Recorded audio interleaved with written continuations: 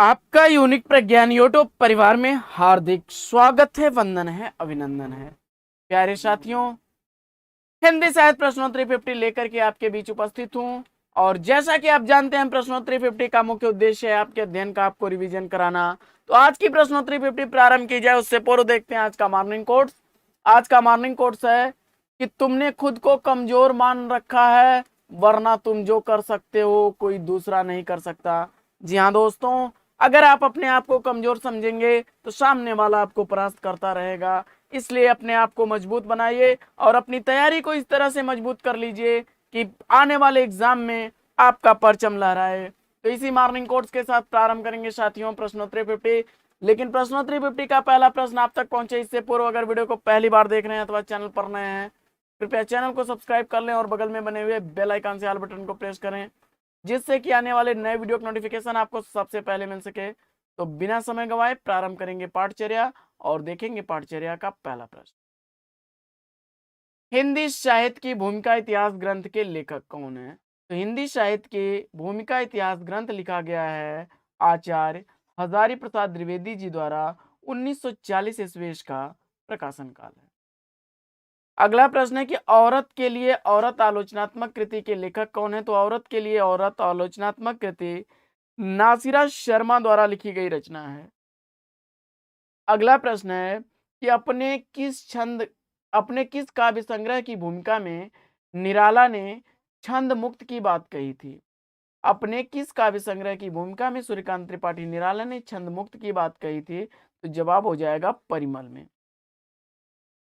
अगला प्रश्न है कि प्रिया नीलकंठी, रस आखेटक, आगम की नाव निबंधों के रचनाकार कौन है? तो जवाब हो जाएगा ये सभी निबंध कुबेरनाथ राय द्वारा लिखे गए हैं, जिसमें प्रिया नीलकंठी 1968 ईस्वी, रस आखेटक 1970 ईस्वी और आगम की नाव 2008 ईस्वी के प्रकाशित निबंध हैं। अगला प्रश्न है कि मोहन राकेश द्वारा रचित किस नाटक को सन 1959 ईस्वी में सर्वश्रेष्ठ नाटक के लिए संगीत नाटक अकादमी द्वारा पुरस्कृत किया गया या सम्मानित किया गया? तो जवाब हो जाएगा आषाढ़ का एक दिन। अगला प्रश्न है कि दूसरा ताजमहल पत्थर गली कहानी संग्रह की लेखिका कौन है? तो नासिरा शर्मा द्वारा लिखा गया दोनों ही कहानी संग्रह क्रमशः दूसरा ताजमहल 2002 ईस्वी और पत्थर की गली 1986 ईस्वी की रचना है। अगला प्रश्न है कि नौकर की कमीज उपन्यास के उपन्यासकार कौन है? तो नौकर की कमीज उपन्यास विनोद कुमार शुक्ल द्वारा लिखा गया उपन्यास है, 1979 ईस्वी इसका रचना काल है। अगला प्रश्न है कि मध्यकालीन धर्म साधना किसका निबंध है? तो मध्यकालीन धर्म साधना निबंध के लेखक आचार्य हजारी प्रसाद द्विवेदी।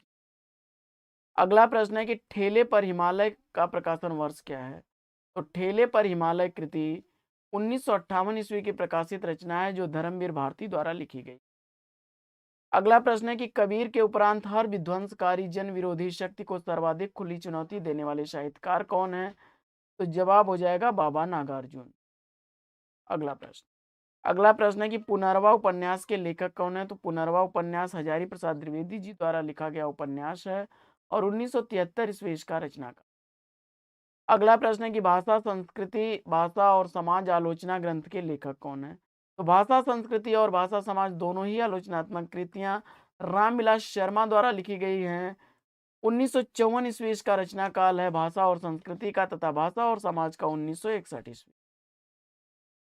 अगला प्रश्न है कि नरेंद्र कोहली ने अपनी किस रचना को राम कथा को नए संदर्भ में प्रस्तुत किया? तो जवाब हो जाएगा अभ्युदय में। अगला प्रश्न है कि पृथ्वीराज रासो का सर्वप्रथम अप्रामाणिक किसे घोषित किया? पृथ्वीराज रासो को सर्वप्रथम अप्रामाणिक घोषित करने वाले कौन है? जवाब हो जाएगा बूलर महोदय ने। उन्होंने जयानक के रचना पृथ्वीराज विजय के ग्रंथ के आधार पर 1875 ईस्वी में इसको पहली बार अप्रामाणिक घोषित कर दिया। और प्रसिद्ध गीत झंडा ऊंचा रहे हमारा के रचयिता कौन है? तो जवाब हो जाएगा श्यामलाल पार्षद द्वारा लिखा गया 1924 ईस्वी का यह गीत है। अगला प्रश्न है कि कुहासा और किरण, श्वेत कमल और टूटते परिवेश नाटकों के लेखक कौन है? तो जवाब हो जाएगा कुहासा और किरण 1975 ईस्वी, श्वेत कमल 1984 ईस्वी और टूटते परिवेश 1974 ईस्वी की प्रकाशित नाटक विष्णु प्रभाकर द्वारा लिखे गए नाटक। अगला प्रश्न है कि बालकृष्ण शर्मा नवीन का पहला काव्य संग्रह कौन सा है? तो जवाब हो जाएगा कुमकुम 1939 ईस्वी इसका रचना। अगला प्रश्न है कि समय और हम कृति के रचनाकार कौन है? तो समय और हम यह जैनिन द्वारा लिखी गई 1964 ईस्वी की प्रकाशित रचना है। अगला प्रश्न है कि जंगल जहां शुरू होता है किस विधा की रचना है? तो जंगल जहां शुरू होता है संजीव द्वारा लिखा गया उपन्यास विधा की रचना है। 2000 ईस्वी सन इसका प्रकाशन काल है। अगला प्रश्न है कि मरी हुई मछली उपन्यास के लेखक कौन है? तो मरी हुई मछली उपन्यास राजकमल चौधरी द्वारा लिखा गया 1966 ईस्वी का प्रकाशित उपन्यास। अगला प्रश्न है कि रात का रिपोर्टर, अंतिम निर्णय और एक चित्राशोक उपन्यासों के उपन्यासकार कौन है? तो जवाब हो जाएगा निर्मल वर्मा द्वारा लिखे गए ये उपन्यास। रात का रिपोर्टर 1989 ईस्वी, अंतिम निर्णय 2000 ईस्वी और एक चित्राशोक 1979 ईस्वी प्रकाशित उपन्यास है। अगला प्रश्न है कि नव भक्तमाल किस कवि की रचना है? तो नव भक्तमाल राधाचरण गोस्वामी। अगला प्रश्न है कि उर्वशी पर लिखी गई किसकी समीक्षा से विवाद उत्पन्न हो गया? तो जवाब हो जाएगा भगवत शरण उपाध्याय। अगला प्रश्न है कि बहुत दूर से सुन रहा हूं किसका काव्य संग्रह है? तो बहुत दूर से सुन रहा हूं यह काव्य संग्रह शमशेर बहादुर सिंह का है। 1995 ईस्वी इसका प्रकाशन काल है। अगला प्रश्न है कि बेकन के निबंधों का अनुवाद बेकन विचार रत्नावली नाम से किसने किया? तो जवाब हो जाएगा महावीर प्रसाद द्विवेदी। अगला प्रश्न, इंद्रधनुष रौंदे हुए काव्य संग्रह के रचनाकार कौन है? तो इंद्रधनुष रौंदे हुए अज्ञेय द्वारा लिखा गया काव्य संग्रह 1957 ईस्वी का प्रकाशित काव्य संग्रह। अगला प्रश्न है कि बूंद बावड़ी किस लेखिका की आत्मकथा है? तो बूंद बावड़ी आत्मकथा की लेखिका पद्मा सचदेव हैं और 1999 ईस्वी इसका प्रकाशन काल है। अगला प्रश्न है कि रेखा और रंग किसका रेखा चित्र है? तो रेखा और रंग रेखा चित्र के रचनाकार हैं 1955 ईस्वी की रचना विनय मोहन शर्मा की।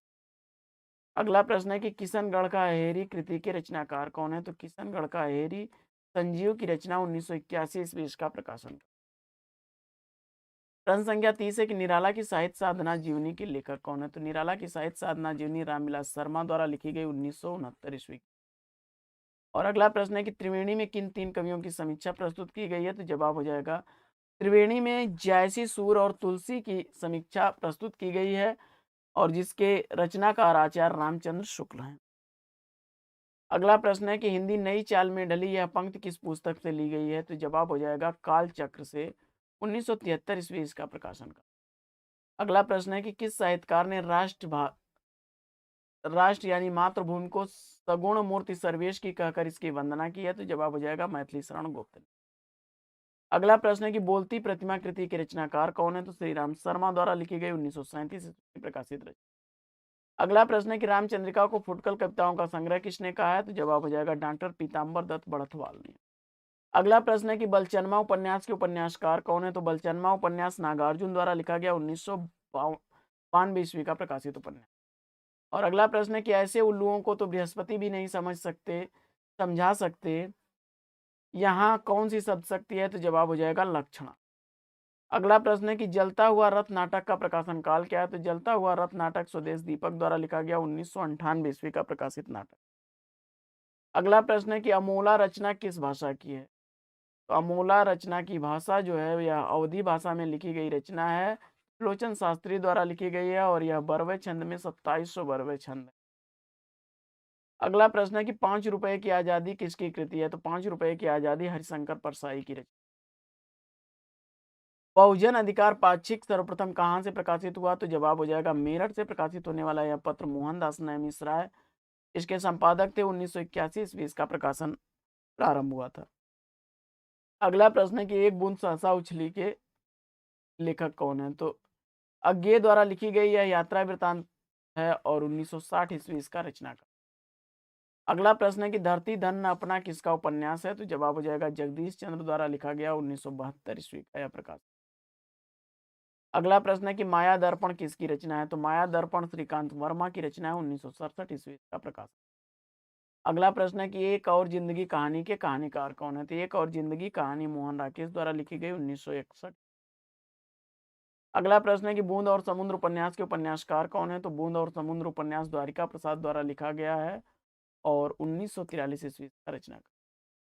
अगला प्रश्न है कि अपने अपने राम उपन्यास के लेखक कौन है? तो अपने अपने राम उपन्यास भगवान सिंह द्वारा लिखा गया 1992 ईस्वी का यह प्रकाशित उपन्यास।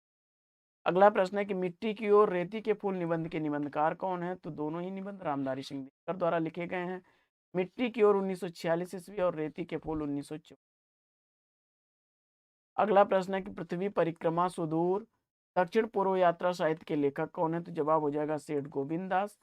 1954 ईस्वी इसका रचना काल है पृथ्वी परिक्रमा का, और सुदूर दक्षिण पूर्व यात्रा 1951 ईस्वी की प्रकाशित है।